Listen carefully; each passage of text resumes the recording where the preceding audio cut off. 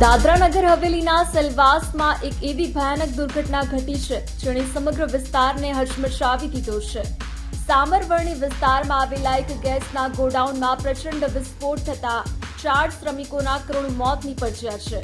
શું આ માત્ર અકસ્માત છે કે પછી સુરક્ષાના નિયમોની ઘોર બેદરકારી? સેલવાસના સામરવર્ણી વિસ્તારમાં આજે મોતનો જાણે માતમ છવાયો છે। નાઇટ્રોજન ગેસના સિલિન્ડર રિફિલિંગની પ્રક્રિયા ચાલી રહી હતી ત્યારે અચાનક જ એક પ્રચંડ ધડાકો થયો। આ ધડાકો એટલો ભયાનક હતો કે તેનો અવાજ કિલોમીટર દૂર સુધી સંભળાયો અને લોકોમાં ફાડ પડી ગઈ। વિસ્ફોટની તીવ્રતાનો અંદાજ એ વાત પરથી લગાવી શકાય છે કે ગોડાઉનના પતરા હવામાં ઉડી ગયા। ત્યાં કામ કરી રહેલા 4 શ્રમિકોને તો બચવાની તક પણ ન મળી અને તેમના દેહના ટુકડા હવામાં ઉડ્યા। આસપાસ ઉભેલી ગાડીઓના કાચ ફૂટી ગયા અને મકાનોમાં તિરાડ પડી ગઈ। આ ઘટનાની જાણ થતાં જ પોલીસ અને વહીવટી તંત્રનો કાફલો ઘટના સ્થળે દોડી આવ્યો હતો। પ્રાથમિક તપાસમાં સુરક્ષાના નિયમોના સરેઆમ ભંગની આશંકા સેવાઈ રહી છે।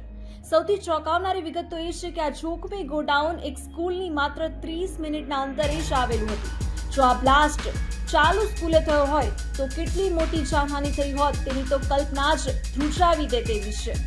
અત્યારે તો સમગ્ર વિસ્તારને સીલ કરી દેવામાં આવ્યો છે અને ઘાયલોને સારવાર માટે ખસેડવામાં આવ્યા છે।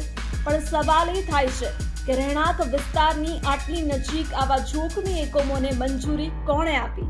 શું તંત્ર હવે જાગશે કે પછી આવી વધુ એક દુર્ઘટનાની રાહ જોઈને બેઠું છે?